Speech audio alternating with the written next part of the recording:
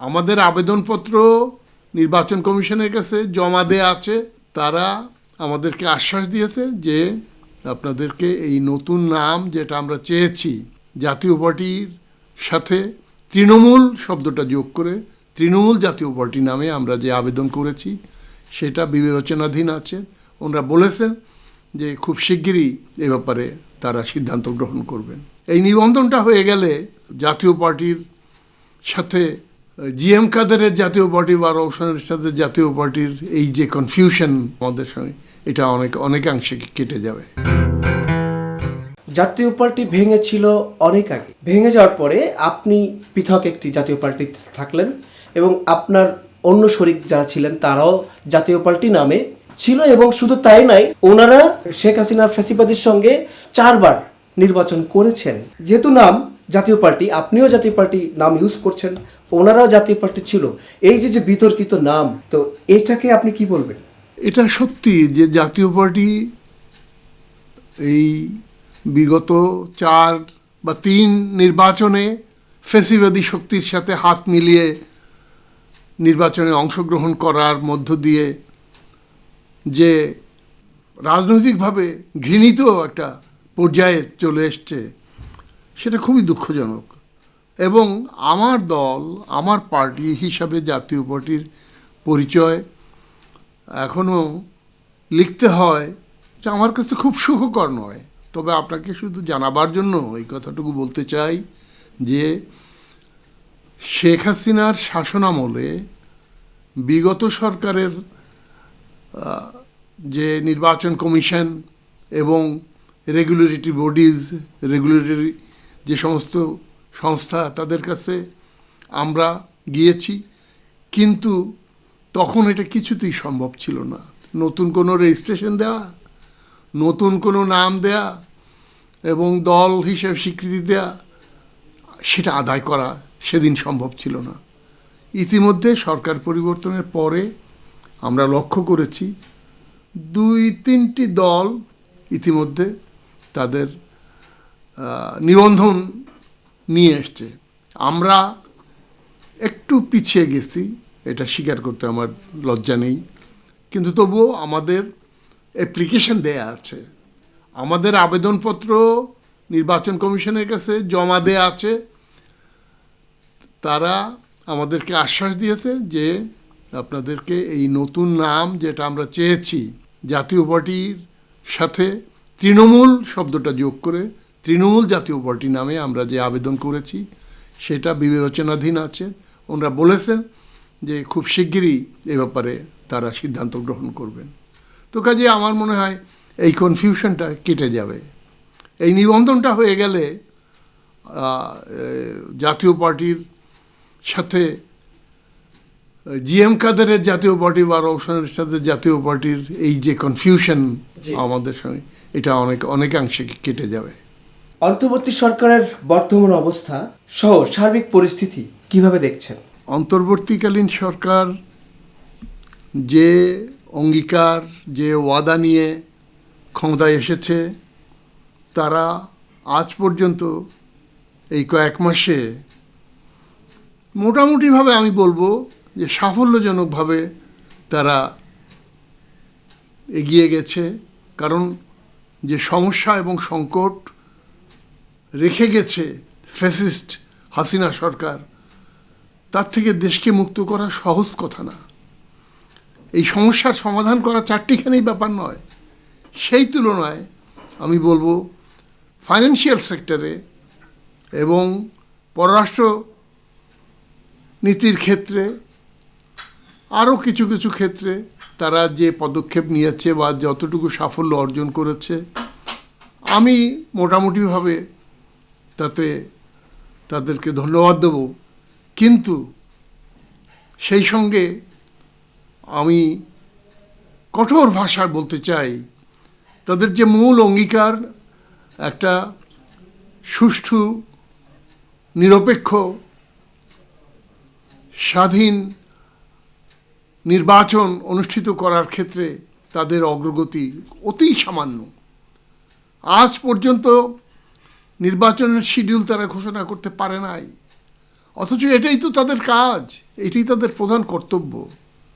সেই কাজটুকু করার ক্ষেত্রে তারা আরও তৎপর হবেন, আরও সক্রিয় হবেন, আগ্রহী হবেন। এই অন্তর্বর্তীকালীন সরকারের কাছে এটাই আমার প্রত্যাশা। অনেকে বলছে বিএনপি নির্বাচন করার জন্য বেশি তাড়াহুড়ো করছে, এ বিষয়ে কি আপনি একমত? আমার মনে হয় এই কথাটা একটু ঢালাওভাবে বলা হয়ে যাচ্ছে। বেশি তাড়াহুড়া প্রশ্ন নয়। আজকে স্বাধীন নিরপেক্ষ নির্বাচনের জন্য এই সরকারের উপরে তাগিদ যদি আমরা না রাখি, শুধু বিএনপি নয়, এদেশের গণতন্ত্রকামী রাজনৈতিক শক্তিসমূহ, রাজনৈতিক দলগুলি যদি এই চাপ, এই দাবি যদি জোরেশোরে উত্থাপন না করে, তো অনেক পিছিয়ে যাবে এবং ইতিমধ্যে দেশের অবস্থা আরও জটিল আকার ধারণ করবে। দেখুন, আপনাকে আমি একটা কথা বলতে চাই যে ইদানিং গত 1 মাস 2 মাস যাবৎ একটার পর একটা দাবি নেওয়া নিয়ে বিভিন্ন গোষ্ঠী, বিভিন্ন পেশা, বিভিন্ন শ্রেণীর মানুষ রাস্তায় নামছে এবং দেশটাকে অচল অবস্থার সৃষ্টি করে দিচ্ছে। আমি দৃঢ়ভাবে মনে করি যে নির্বাচিত সরকারের কাছে এইসব জটিলতা সৃষ্টি করা সুযোগ তারা পেত না। এটাকে কিভাবে মোকাবিলা করতে হয়, কিভাবে সমাধান করতে হয়, কেবলমাত্র জনগণের নির্বাচিত প্রতিনিধিত্বশীল একটি সরকার সেই কাজটা করতে পারে। এই সরকার এক এক সময় এক এক ধরনের সিদ্ধান্ত দেয় এবং অল্প সময়ের ব্যবধানেই সেটার থেকে আবার ব্যাক আউট করে। এটা inherent weakness of A non elected government. একটা অনির্বাচিত সরকারের এটা হচ্ছে একান্তই মানে স্বাভাবিক দুর্বলতার কারণ। আমার মনে হয় সেই দিক থেকে আপনার যে প্রশ্নটায় আমি ফিরে আসি, বিএনপি অহেতুক তাড়াহুড়া করছে নির্বাচনের জন্য, এই কথাটা সঠিক নয়।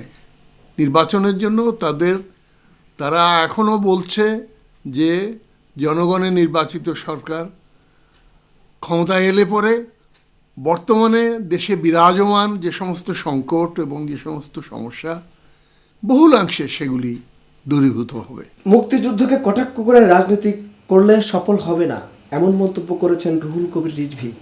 আপনার মত কি? খুবই কারেক্ট। মুক্তিযুদ্ধকে কটাক্ষ করে কেন আমরা কথা বলতে যাব? আজকে 1971 সালের মুক্তিযুদ্ধ, স্বাধীনতা সংগ্রাম জয়যুক্ত হবার পরে সেটাকে বিপথে পরিচালিত করেছে পরবর্তী সরকার।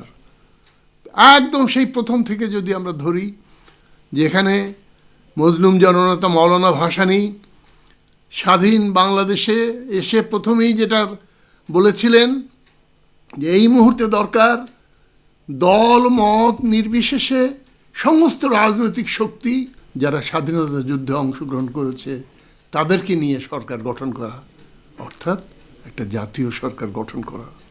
সেটা সেদিনের শাসক গোষ্ঠী করে নাই।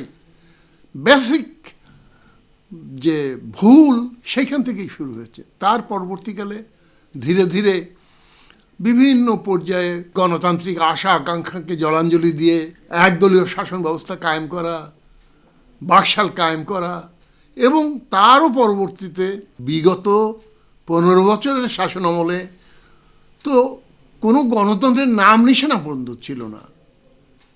বাট দ্যাট ডাজন্ট মিন যে আমাদের জাতীয় মুক্তির আকাঙ্ক্ষা সেই পাকিস্তানের পূর্ব অংশ, পূর্ব বাংলার মানুষের সংখ্যাগরিষ্ঠ জনগণের যে আশা আকাঙ্ক্ষা, যে লড়াই, যে স্বপ্ন, সেটা ভুল তা তো না। কাজে সেটা বিরুদ্ধে যদি আজকে কেউ কথা বলে সেটা সঠিক হবে না, সেটা কোনো ক্রমেই সেটাকে গ্রহণ করা যায় না। তো কাজেই আমি দেখলাম রুহুল কবির রিজভী এবং আরও 2-1 জন এই কথাটা বলেছেন, তো আমি মনে করি সঠিক বলেছেন। আমিও এ ব্যাপারে একমত পোষণ করি।